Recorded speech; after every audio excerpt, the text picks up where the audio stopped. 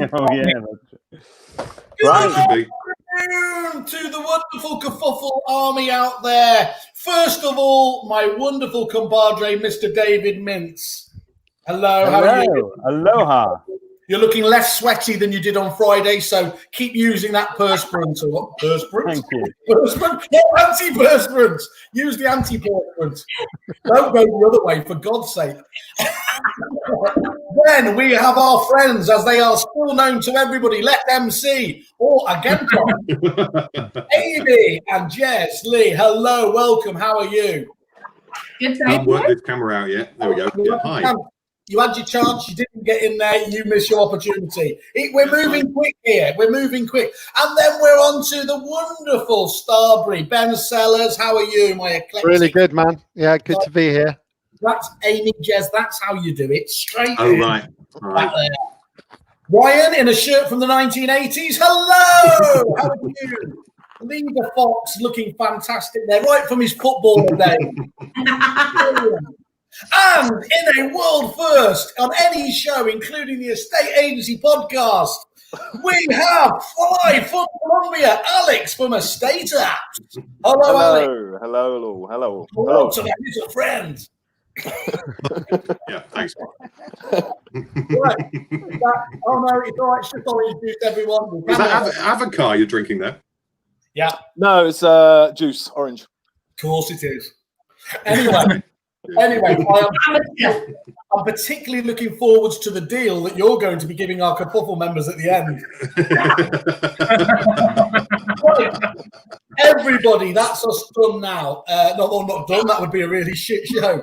The title we've got today is The New Normal and what products are leading the way. I can't think what opportunity that gives you lot. So a lot of people have spoke about the new normal. Obviously, everyone's been talking about sort of reorchestrating businesses, the way that a lot of people have gone back, and I think initially they certainly have changed it.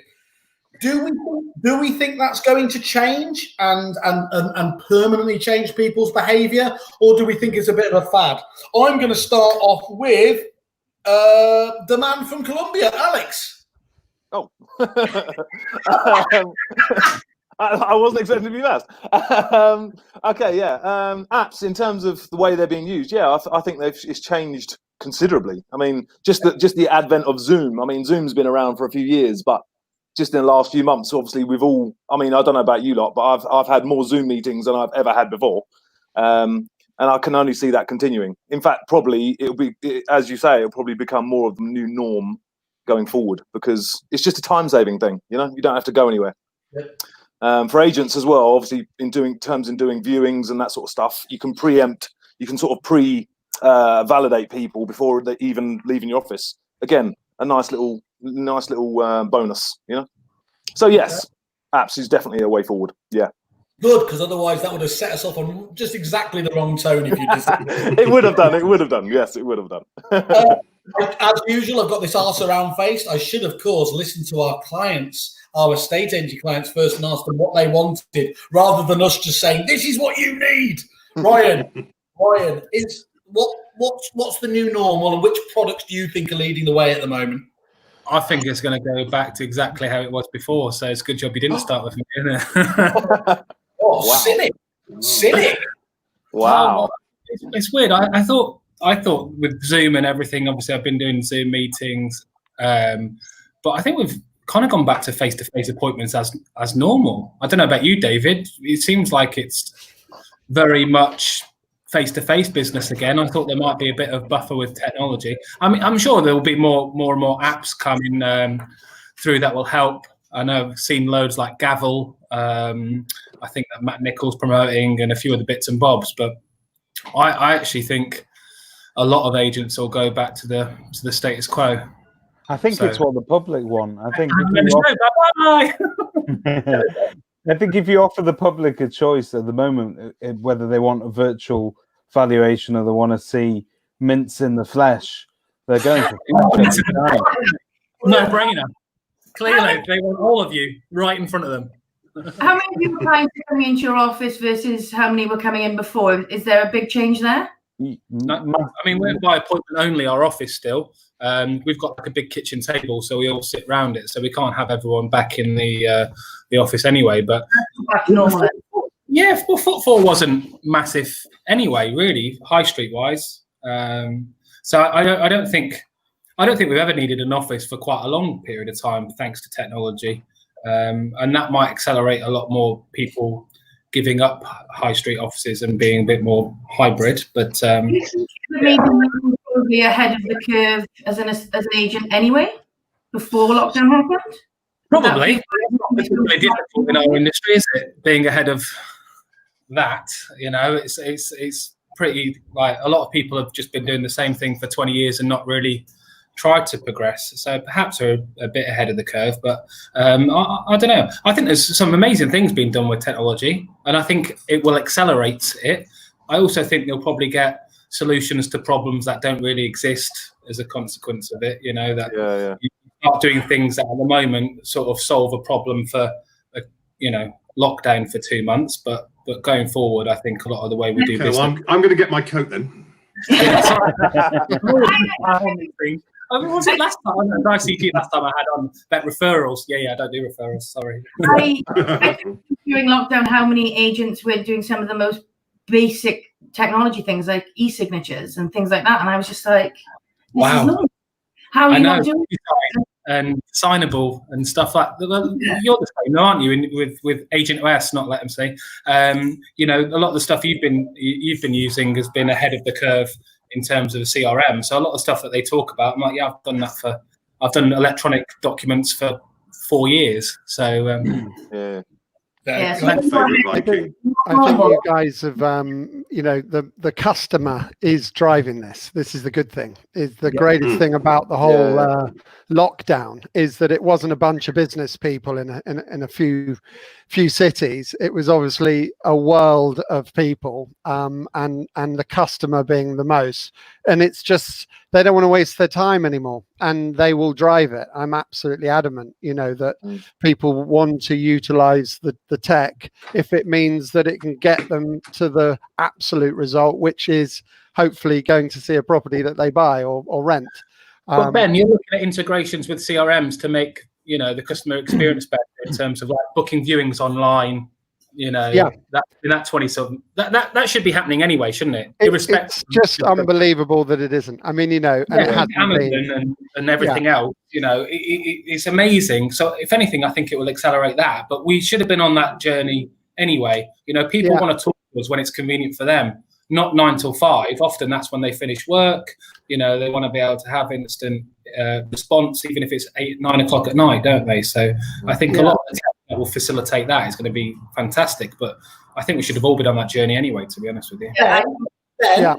I mean, ignore Eeyore Ryan there, who's obviously bumming us all out and everything else there. You're the happy-go-lucky, you're the bright face of technology. Tell me why Ryan is wrong, and we should be much more optimistic about the way things are going. Well, I just think that, the experience that we've had over the last couple of months, it's taken us, literally brought us 5 years forward. Okay. People have absolutely embraced communicating like this. This is so great. This is so normal, but it shouldn't sit back and just be reliant on the mince whale kerfuffle awesomeness. It's actually something that we can now do all day long with our customers. They can jump on, they can come in groups, they can come in individual. We can speed the process up. I mean, how I've banged on without repeating ourselves the Calendly Zoom experience. Yeah. The only reason that I kept throwing that one out there was because, other than a couple of great CRMs, hopefully the guys on this call,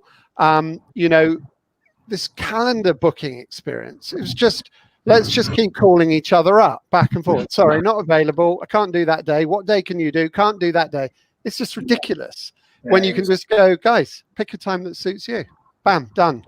Don't have to speak to them. And then when they can't make it, they just reschedule, rather than no show. Let me tell you how transformational that has been. Normally, when I'm organising a piss-up, that phoning round is incredible. Now that the pubs are open again on Saturday, I have got them locked in. We are a military organisation. We're going to be in the Woodstock at 4, the Wine and Wallop at 6:30 there. Everyone knows where they're going. I haven't had to speak to one of them. That is the future, my friend. And that, have you sent the thing out where they've all paid as well, so that you don't carry the bill at the end of it? We always do runners.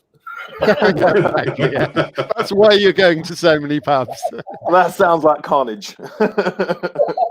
Ryan, can I just elaborate in terms of what you were talking about there, in terms of people largely have bounced back to kind of normal? Do you think that is, though, an immediate reaction to literally people being all zoomed out, as it were, that actually people are really relieved to being back in there? Or do you think after this initial kind of, it's great to be back again, we'll find a halfway house between two models? I don't know. I think everyone will do a different thing, won't they? I think the market being really resilient and quite busy has probably meant people just fall into their not bad habits, but their previous habits. But I think, like what Ben was saying, the customer experience has got to improve. But ultimately, if it's been working for you, people will probably just keep on doing the same old thing and think if it's not broken, don't fix it. But for me, it feels broken. I mean, I just think it's mental that you have to call someone 3 or 4 times to book an appointment in this day and age. It just... Nice background. Sound, isn't it? I really hope that's a plane or traffic. Colombia, Okay. Is that the getaway bike? General Alcazar appearing. The plane going down, the package is dropping down. I should warn you. Do you know what? I might have to start muting myself. I should warn you. There's people that walk by selling fruit. Yes, they're selling fruit. Fruit. But some bright spark hits the microphone, so it's really loud. So I might have to start muting myself soon. Okay, everyone, I forgot to say, this is my kapow. That's it. Stop talking when that happens. Let's get it back on track. This is a serious, semi-serious show.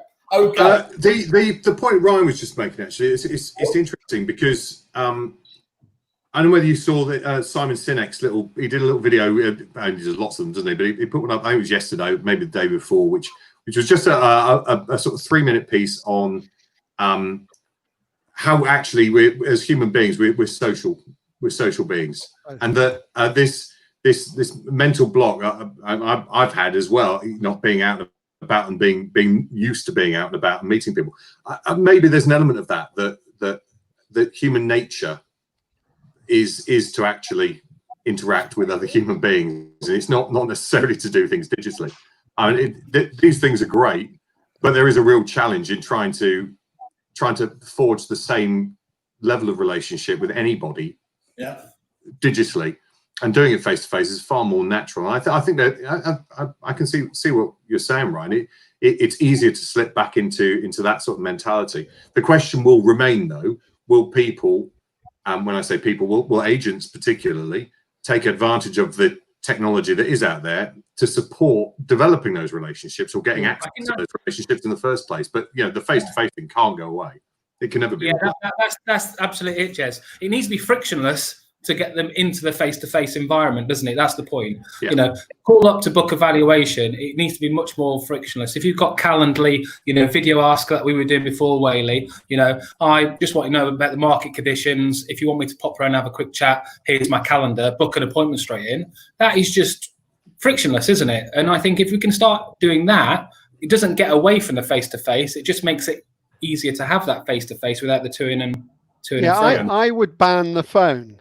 Literally, I would ban the phone, because the phone with a bag over your head is just awful compared to when I speak to you, Simon. I mean, I've had 4 phone calls in 4 months. Literally, everything's either Zoom, WhatsApp, FaceTime. I don't speak to anyone. I had no friends. But, Ryan, have you got a section on your website where you can book viewings online? We've got a range of viewing. Doesn't link into our CRM, but hopefully, that'll happen. And we're trying to do stuff. I think it's for us. It's about having we have viewing slots and not open days as such, but we have launch days So it's just sort of facilitating that. But that's something we're working super hard to get down for valuations and for viewings. It's a weird thing though, right? Can I just stop it? We're not banning everything, all right? We're not going back to the dark ages just because you lot don't like. And by the way, Ben, phoning me on FaceTime. Look what you've got to deal with. I'm normally looking in your ear. That's the funny thing. To the other side. Yeah, it's a bit hairy, but you know.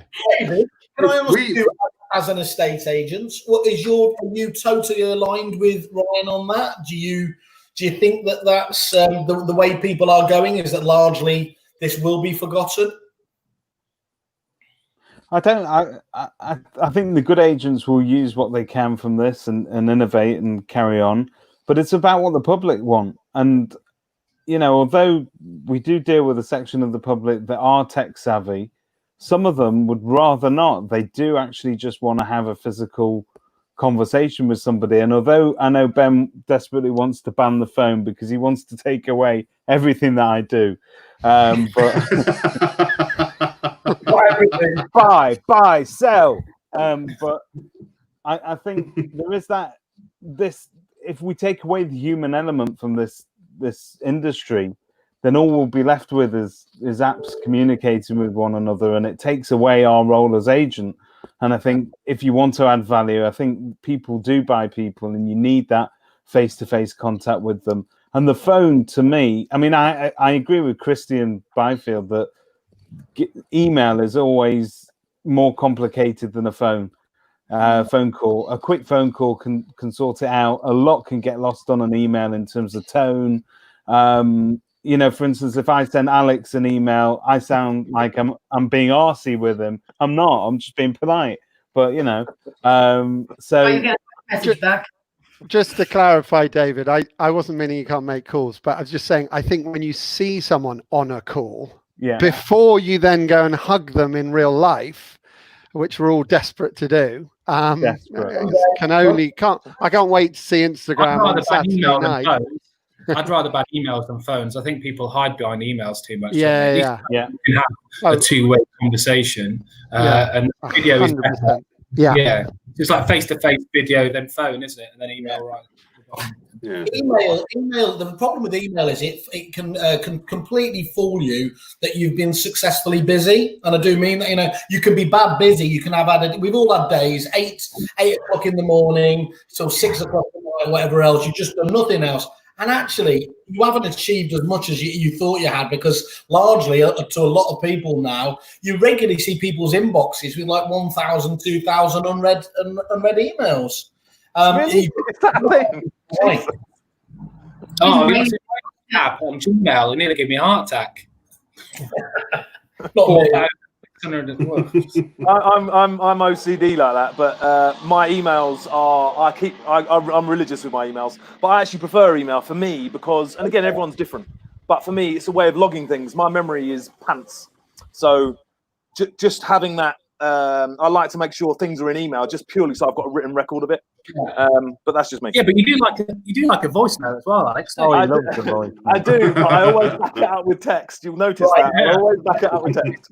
So everybody understands here, Alex is the only person in the entire world that leaves voicemails on WhatsApp.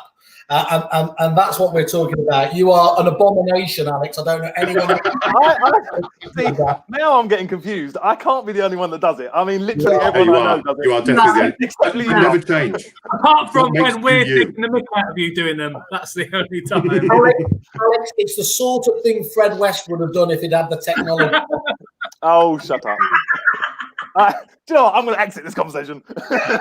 Okay, can I kick us off with the second question is, how do you promote an app in this day? What's best practice? And what I'm talking about here is it's very easy, obviously, for in the consumer world, because you've literally got the might of the App Store with Apple and obviously Samsung's there.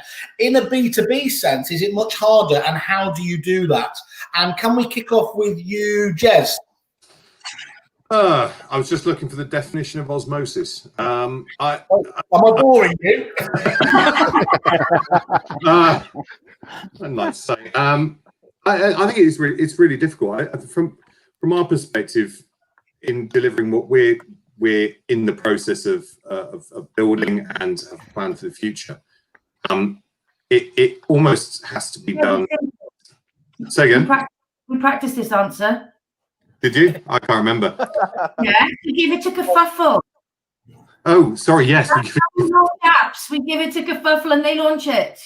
Yeah, with a get for free for 12 months. Did we do that? I don't remember. Yeah. So, in terms of the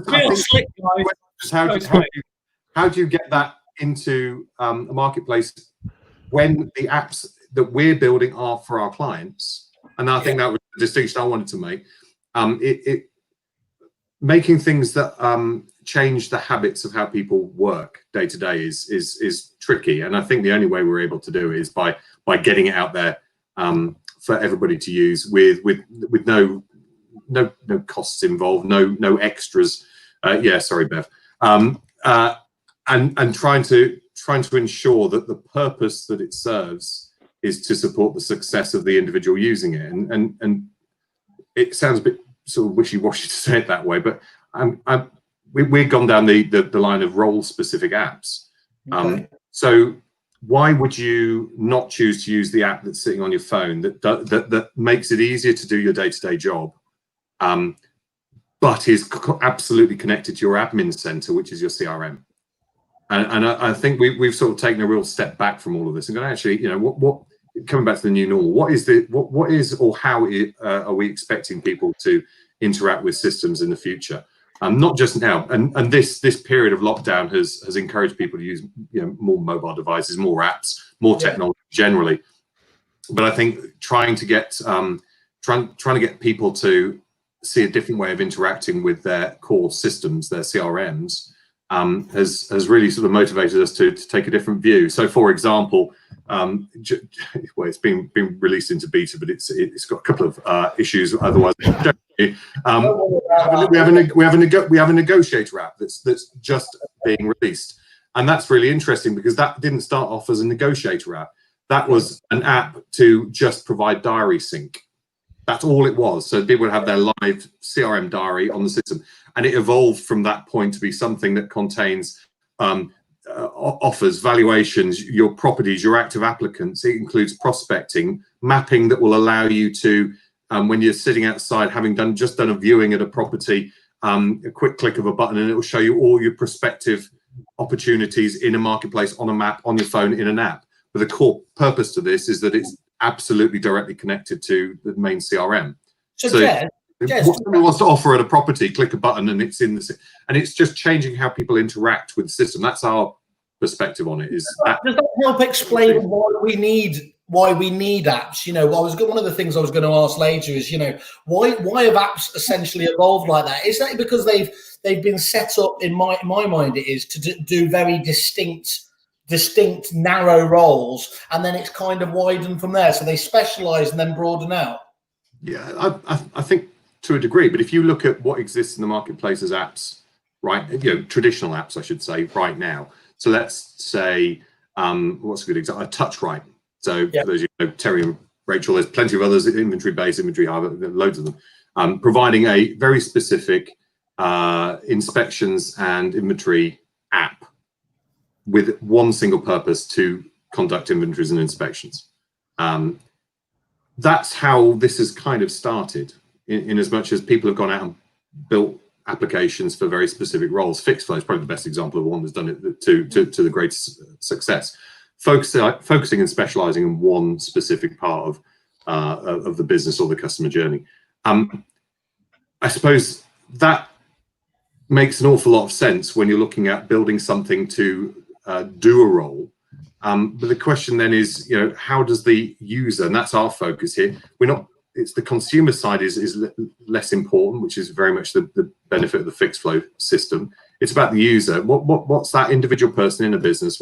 What supports them being successful in their job? And if you're a negotiator, it's A, B, and C. But if you're a property manager, it's D, E, and F. It's definitely not A, B, and C, because that's completely different set of outcomes that individual wants. to have one app that does everything would defeat the object of it. It's not an app, is it? You may as well just have CRM. You know, it's responsive design, and you access absolutely everything. That seems to us anyway to be pointless. By building role-specific apps and building them in an environment that doesn't rely on core software development means that we can be incredibly agile in app development and not worry about relying on core development to support it. And I think that's why we've gone down this line, is to sort of say, what does that individual do in that role? What does the owner of a business want to see? There's their owner's app. What does a property manager need to see? That's the property management app. And I don't see that changing. And then when you start plugging everything else into that, you start plugging data in. We've done it with you know, the data we get through Agent Watch. But there's no reason we couldn't plug in. Well, there might be a reason. Heather might disagree, but plug in Spectre data, plug in Spriff data, plug in you know, Akaboom stuff. There's all sorts of things we can do with that. And we're able to do it far easier by doing it in an app environment than we are in sort of core traditional CRM. Cool. And what do you think? What's your views on the best way these days promoting an app, best practice in that? Well, I mean, I think, you know, there's always the subject of what is an app these days, you know, because there's the native app, which is, I think when you use the word app, everyone does think of iOS, Android. But I think the sort of progressive web app is very of the now, which is something that we're hanging our hats on quite a lot. The whole kind of microservices, you know, pulling in lots of different, in essence, applications in their own right. I mean, if I think back to, you know, probably one of the most successful ones, and it was in error, was Google Maps. You know, Google Maps by mistake, or at least that's as the story goes, sort of left a little bit of an opening, and a bunch of people started pulling the maps to their Contact Us page. It wasn't actually originally intentional at all. And then suddenly it went wildfire. And in essence, they have launched Google Local, you know, local maps has grown off. So it was a lovely kind of self-generating way of, you know, getting your brand out there. And you know, in the same way as if we go back to 1998, how did Amazon become famous? It was their little buttons, and it was essentially their affiliate button. And it was like, what's that thing there? What's that thing? And it was books, and then it was wine, and depending on which blog site it was on. So they were really nice ways of getting, you know, rewarding the customer or the partner in some manner. But, you know, I think that there's lots of lovely ones in the property market right now, as you mentioned, the Spriffs and those guys. And then the one I really love that we use on our websites is Locrating. And it's essentially, it's an application of schools, and it's now got travel, and it's got, you know, local places and time to distance to, you know, or time to get to the place, whatever it is. And they've just worked it. And although it's an application in its own right, they're empowering others to connect with it.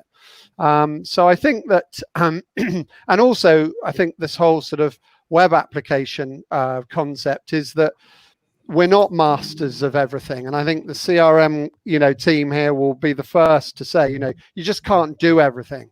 The likes of Repeat, you know, they realize you can't wall garden this whole thing because you're going to be left behind. So you need to go to Simon Whale, talk to the prop tech guys, and open the whole bloody thing up and allow people to pass data in and pull it back out and let it flow. And so I'm seeing, you know, some massive potential now. You know, we talk about Calendly, Zoom and Zero and all these different really cool tools that are brilliant in their own right, being able to be so together in people's workflows, suddenly making you can become quite unique. You know, Ryan, and David, you can suddenly do something thoughtfully that's actually quite unique to your own business, but actually you're working with half a dozen really cool apps. I think, you know, for example, you mentioned FixFlow, and it was at the moment everyone's using their widget, but I think the next generation is let's grab their API and make it no one even know that it's FixFlow. It's actually it's my brand. Absolutely. So I think that's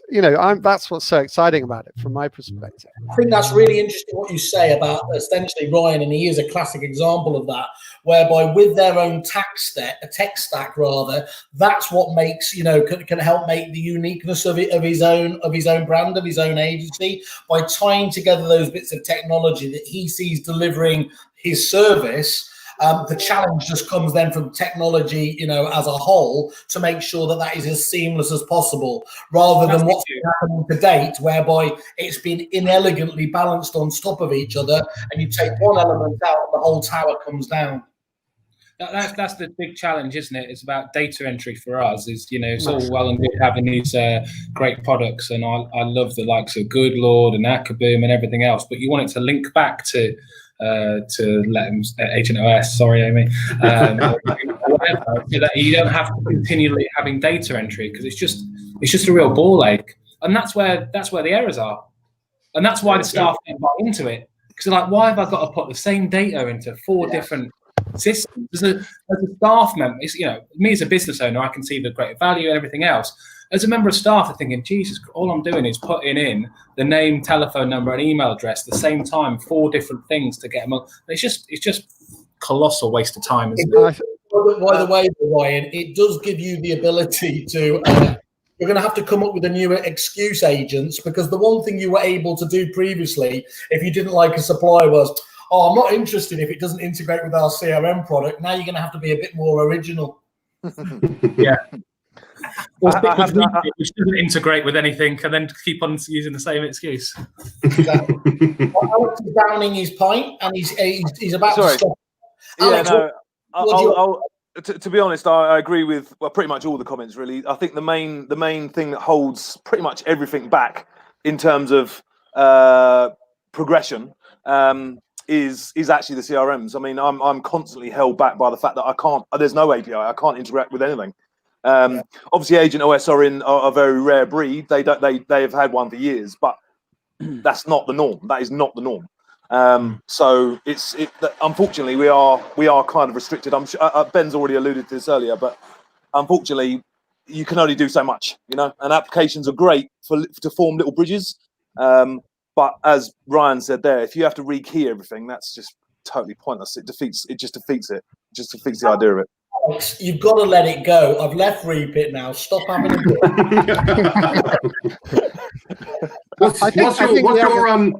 Go on, Ben. Go for it. No, I was just literally going to say the other great thing about this lockdown is that so many people sadly were furloughed, but what it meant was a bunch of the management actually had to do all the work.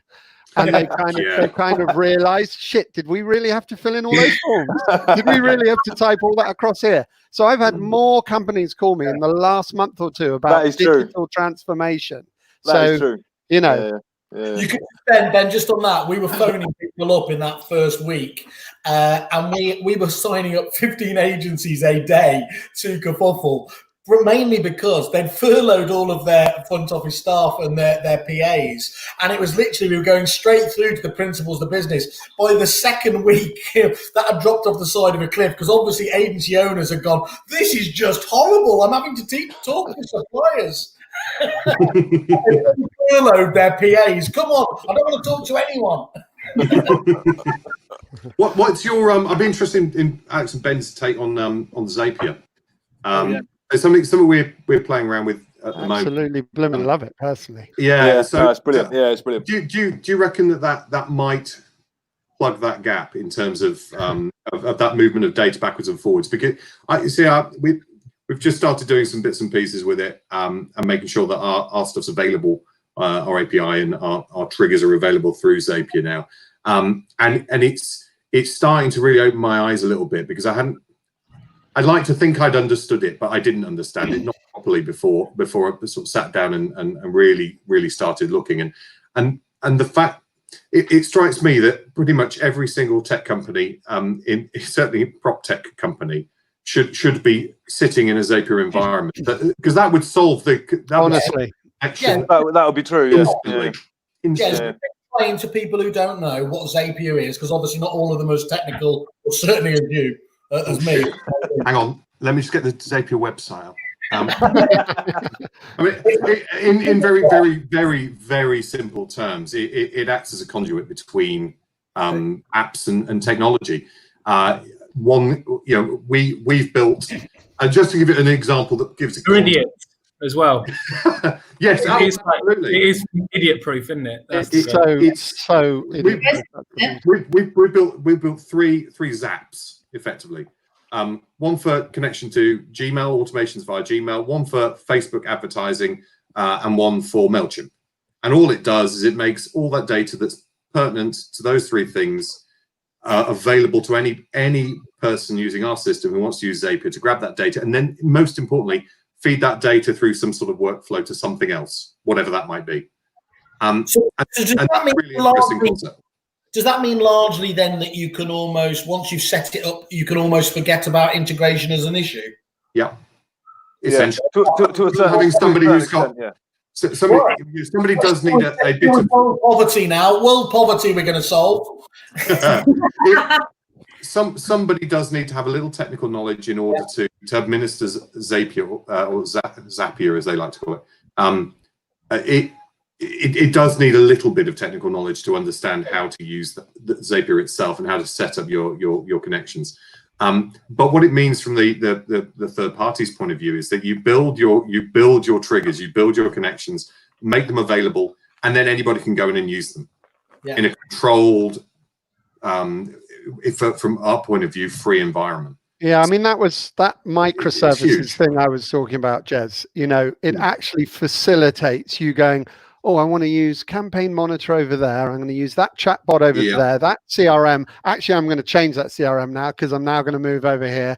There's so many things you can do. And you can actually send something to 5 places all at once. So Slack gets updated and this gets updated. And it's so lovely. I really love it. At the core of it is the agent.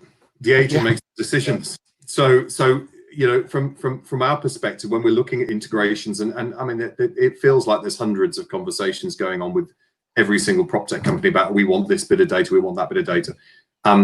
Actually, if we put everything and make everything available via Zapier, we don't have to overly resource that now.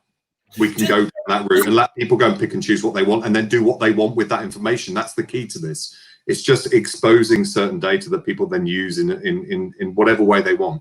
Let me just ask, because you're going, famously you were one of the first companies to have an open API and everything else. So tell me why you need to have that and a Zapier style solution. Isn't one treading on the toes of the other and encroaching to it? No, one facilitates the other. There's no you could absolutely through open API just connect directly to the data directly, but that means you need a developer, a coder, somebody with API knowledge to be able to use that information. As an agent, you could connect to the same specific data using Zapier and not have to have a single minute of technical programming knowledge. Okay. And it'd be done instantly. You could do it. It's working instantly. Yeah. The moment you switch it on, done. So and that's the to this. APIs generally, yes, absolutely. If you've got 2 technical people on either side of the conversation, using APIs, brilliant, perfect. Yeah, that works perfectly well. It's excellent. But what Zapier facilitates is people with no knowledge. Yeah, I think there's been a question of, at enterprise level, if you're Amazon or, you're getting a shed load of calls going on at once. Zapier's probably not quite grown up enough to handle that. But in reality, if our problem is that, then you're going to get a developer on board. Resources, haven't you? That's like the amount of API calls that I do on Tinder. Getting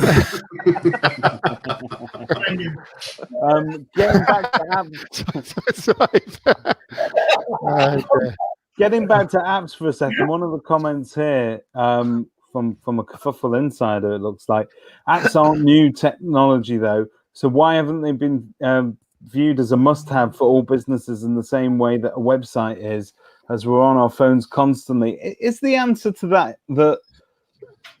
users don't want to have 20 apps for estate agents sat on their phone.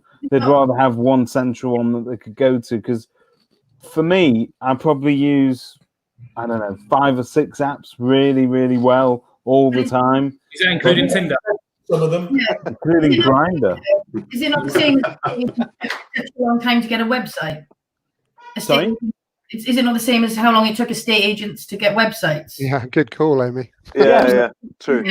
Maybe, but I don't. I mean, as just a member of the general public and not as an estate agent now, do I find it more convenient to go to your website than download an app?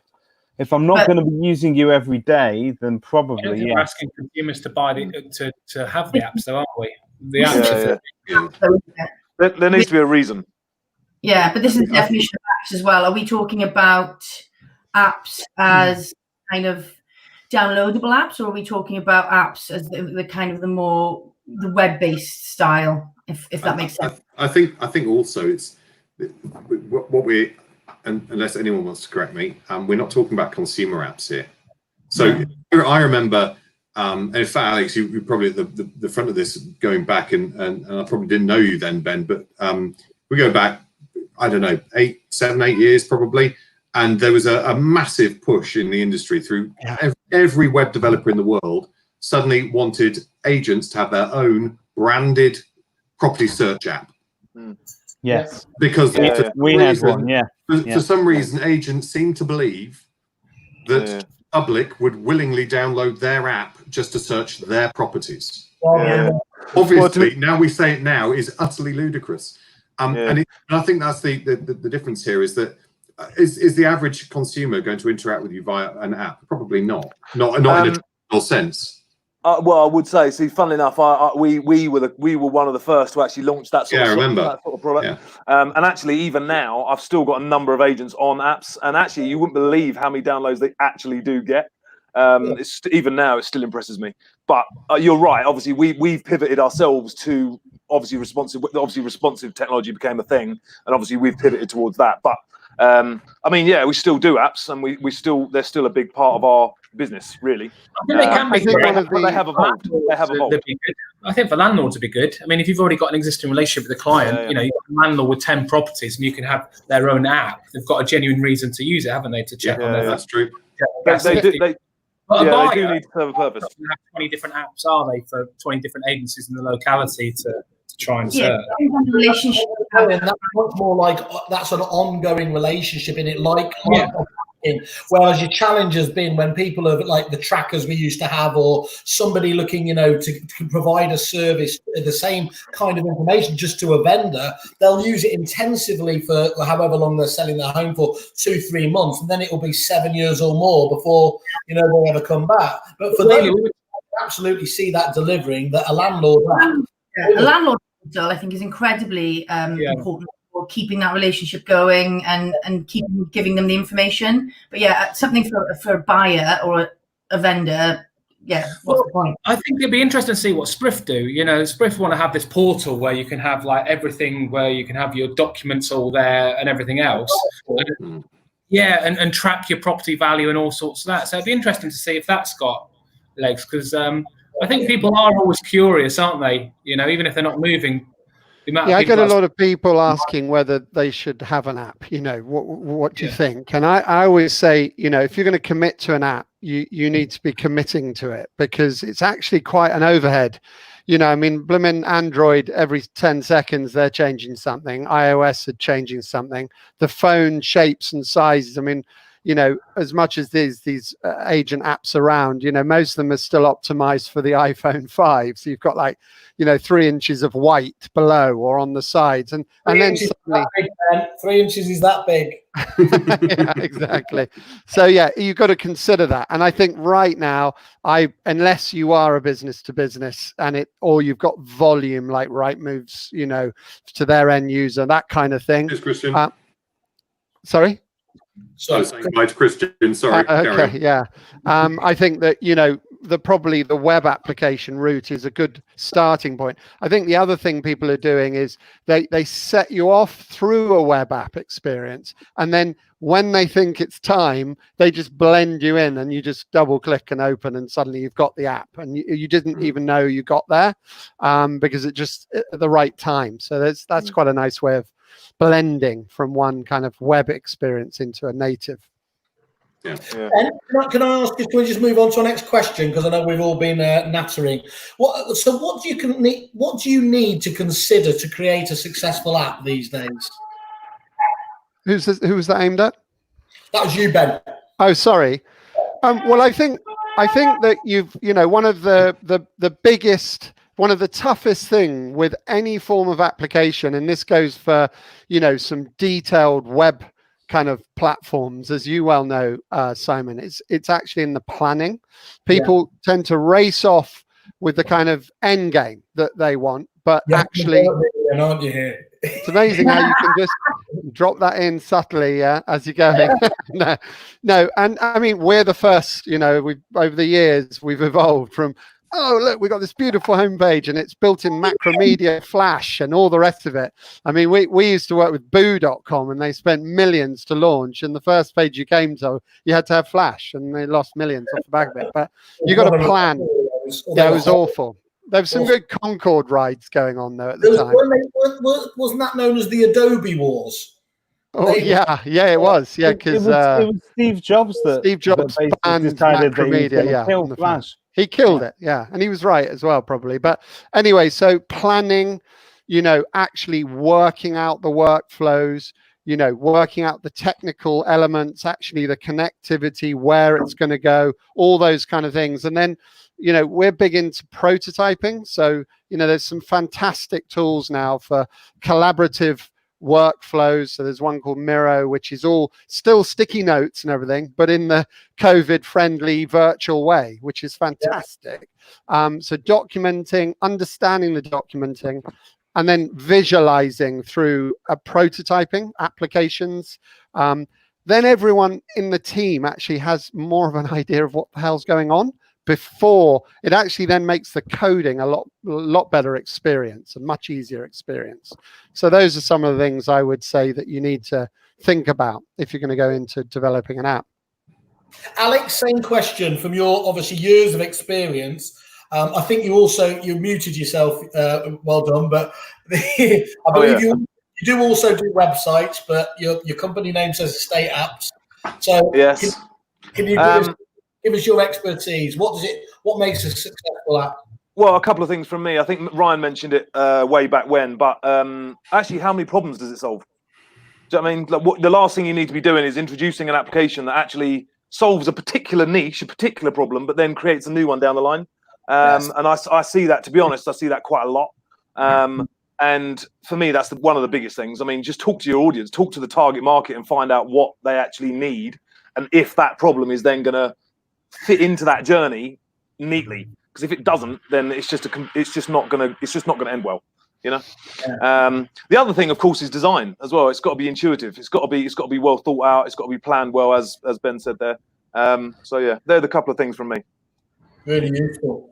Jez, what about yourself, Amy, from your point of view? I'm with Alex. I think it's got to be. Are you where? I know. Surprise. Yeah. It's you think something's shiny and great, and oh my god, everyone's going to love this, and actually, no one cares. What problem is it solved? It just seems all shiny and great, and too many people do that. It's too much tech. I have to say, the whole prop tech thing. I'm a big supporter of prop tech. Don't get me wrong, but I consistently see that a lot of ideas start out and then just magically disappear because the audience realizes that although the quick win is in there, later on down the line they've just worked out actually it doesn't solve any problems. It just creates some. I was the best for like magpie syndrome, where I'd see something shiny and want to get it done. Yeah. With Peter Knight, and he said, you've got your bottom, you've got your essentials, then you've got your nice to haves, and at the top you've got wows or whims. And a lot of the wows turn out to be whims. So you've got to just think about, sort out your essentials, like, having good response. I mean, response times. You look at Rightmove, 52% of emails don't get replied. All that, fix those problems first. Yeah. Then you can do the nice fluffy stuff at the top. But I think we, as agents, do get very distracted and like to have these silver bullets. And the truth is, there isn't any of those. So. Why you're my favorite, Ryan? Shiny thing. I know. I mean, that's quite a good one, Ryan. It should be say no to 52% not going into your CRM, shouldn't it? Yeah. Do you know what I mean? Yeah. Like, actually... You can start that campaign, Ben. I'll leave that with you. Shall I start that one? And just send the check each week. Alex, bearing all this in mind, obviously, and this being your area of speciality, so what's your big focus now? What are you looking at doing in this field to make sure you're ahead of the game? To be fair, we're constantly trying to look for ways of helping our agents, our clients, to just get better at different things. But one of our main focuses right now, to be honest, it's been a passion of mine for years, but it's social proof, it's reviews, it's making sure you get your clients, get the confidence to actually keep asking for reviews. I keep coming across agents that have got just terrible social proof, and they don't seem to realize that actually that's a detriment to almost anything they do online. And that's a big problem of mine. So again, that's one of my big focuses really at the moment. Sorry, did you just announce on the Kerfuffle, aka review site, that you were launching a review site? Because if so, I'm not launching a review site. No, I didn't say that. No, I didn't say a site. No. But no, it's in all honesty, I think what you're doing there is right. I've for some reason, and it is, and I think it comes down to as simple as the Brits are really poor at asking for reviews. Some absolutely incredible businesses, you wouldn't even know that they were players if you looked even, It's not what we're talking on the likes of all agents and an estate agency. We're talking on the likes of Google and Facebook, that they just have no representation at all, do they? I think it's a double-edged sword, though. So, and I think what Alex does with reviews at the moment is actually quite good, because the other side of a review is, yes, you may think you've given the best customer experience. When you give it to the end user, they then say, "Oh, well, I'm giving you a 3 out of 5 because this went wrong and that went wrong, and there's so much that can go wrong or get delayed within an average house sale or a letting or anything." So then there are those wonderful people that give you a 4 out of 5 because they don't believe anybody deserves a 5 out of 5. They're called bastards. They're a technical phrase for them. They're utter bastards. So those utter bastards. They're all really smug as well. Oh, I don't give anyone a 5. Oh, you're missing.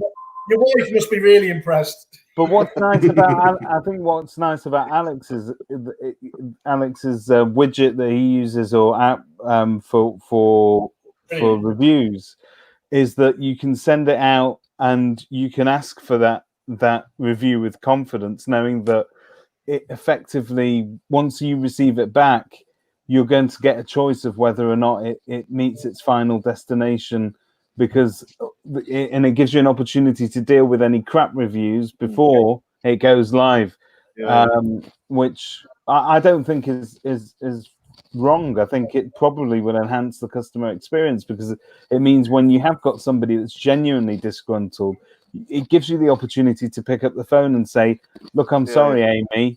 What can I do to make your experience better?" Yeah, we really like it. We get Alex, we're launching that on Kerfuffle next week, aren't we? Your review application, your review tool, your review webpage. I think you are. Yeah, I hope so. Yeah. Cool. Simon's just jumped in there. Just pop that up there, David. What is it? Yeah. There we go. Oh. Reviews are essential for business. Surprises me more agents don't make it part of the morning meeting. Yeah. I was talking to Simon the other day, actually. He was talking about how things had changed. And actually, as part of their morning meetings, I'm sure he doesn't mind me sharing this. Simon, pop up if you do quickly. And things that had been on the periphery, things like followers on Facebook, reviews, everything else there, that really were like lobbed at the end of the meeting normally there, had become part of that, obviously, that morning meeting, because of course it was one of the chief ways that the main KPI. So I think that really is quite interesting now, that obviously people should be, and I think it will inevitably lead to more people. I don't think that view that you don't have to pay attention to views will be relevant for too much longer, because everyone's looking now, aren't they? Yeah. I don't understand how you can't build it into part of your process, though. You know, surely people have got lists for like your market appraisal checklist, your listing checklist. How they can't just ask for a review, especially with Alex Budget. You know, we've got it. That does start kind of at the top, doesn't it? If you what Simon was saying just there, we for our business in for our management teams, we have a business. You always reviews, so it's not bugging you, So it's a big part of things we measure as a management team, recommendations and review. It's happening because it's absolutely crucial to us achieving the goals of the business, and but start at the top, because if you don't demand it as part of the metrics that you're wanting to achieve the success in your business, then how do you know? And I make you right, Ryan. The practical side of it is, stick it on a form so that somebody bothers to ask the question. But if it's not being monitored and reviewed, at a management level, it just doesn't get picked up. It just becomes something on a piece of paper. That's our goal, is to automate it so that 4 weeks after listing, there is no human interaction at all. That widget that Alex has created just gets sent out. On exchange of contracts, that widget gets sent out. And that's what we want to do, just automate it, and then it's easier to just run a report and measure it. Hey Ben, guess what you could use to achieve that? Zapier would do that really well, wouldn't it? Exactly. Yeah. Really well. Yeah. There's a trigger. Does that work well with Repeat? I don't know. Yeah, we can do Nothing that. works well with Repeat. Right, look, I know we've got a dead stop at 3:00 because at least one of us has got a real job and has meetings and things. I already told Russ to step in for me if we need a few more minutes. Yeah. I was going to give you the get out anyway, Ben. So why Starberry seem to be PropTech's best friend then, Ben? Well, I don't know that we're best friend, but I think that what we try to be is, London car phone warehouse, where we're not wedded to anything in terms of, you don't like phones. Yeah, we sell phones. Yeah, I've got this lovely. No, in other words, we want to work with everyone. The answer, on the whole, we say yes, because other than to discounts. But no, we like to connect tech. We like to review tech. We really embrace it. We want to find ways, even if there's because of the development of a particular bit of kit at the time, it will only go that far. We want to be able to find a way around so that we're actually connecting a hell of a lot of prop tech quite quickly, and then promoting its benefit. And I think from the other side that we're focusing on as a business, this is one of our sort of current things that I hope that I can launch on Kerfuffle is actually some attribution model, because I think one of the biggest hurdles for the prop tech market is a lot of it is disconnected still due to the downfalls of many of the CRMs, and it's very hard to actually get a clear attribution so that you can work out, I'm spending all this money, where is the money being made? So what we are trying to do right now is connect as many APIs as we possibly can, and actually finally give some reporting that isn't shitty reporting, it's visually stimulating with an element of kind of, you decide how you want it presented, so that you've got dashboards as agents to respond to all the goodness in there, and also all the badness, so stuff that isn't working. Don't keep doing it over and over again. If you've got a shit review, respond to the shit reviews. Great, you got 5 stars everywhere else. So there's lots of but if you don't see it and you don't get it reported, you can't tell whether it's say no to Rightmove and say yes to Home Search, whatever it may be. So that's probably something that we're doing and flying the prop tech flag on the way. Keep doing it, my friend. There's not enough love for core prop techs these days. They get a lot of bad grief. Right, everyone, we're going to wind to a close, but before we go, I want to have every one of you recommend at least one app you haven't recommended before on the show that isn't your own. Okay, I'm going to go to Columbia. Can we have the Columbia? What? Me? You want the Colombian? I'm not quite there yet, mate. To be fair, I would say depository, streamlining, automating, end of tenancies. I love it. It actually solves a problem. He's gone now, so you didn't have to do that. Fluff him when he's here, not when he's gone. Well, the question came too late. I'm sorry. Ryan, thank you, Alex. Ryan. I don't know. I've recommended them all, haven't I? If I don't mention that, Susanna will kill me. I love that. Stealing my recommendations. Who do you want me to recommend, Amy? That's who I recommend. I don't know. Who could you possibly recommend? This is like Serbia voting for each other. I'm not having this. For next week, I would have had my proper agent pay demo, and then I could have been singing about how brilliant that is. But as it's not, I'd like Asana. It's not a proper app, but I'll go. Coulda, woulda, shoulda, Ryan. Coulda, woulda, shoulda. Jez, to you. I've got to do. There's two. One that's industry related and one that's not. Okay, my favorite app at the moment is Slack. Yeah. Here, Jez. That was on my list. It's just brilliant, and we're at the tip of the iceberg with what we're doing with it. It's brilliant, and I believe it really has a place in agents' businesses as well.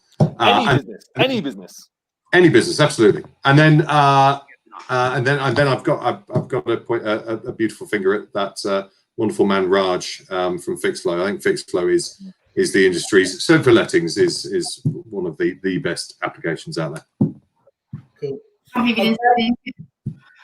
Amy, over to you. We'll let you. I was going to say depository and Akaboom, but they've been stolen. But I was stumped. I would say Slack, but Slack doesn't like me. I struggle with Slack. Okay. No, we can't go an A to Z, Amy. No. Okay.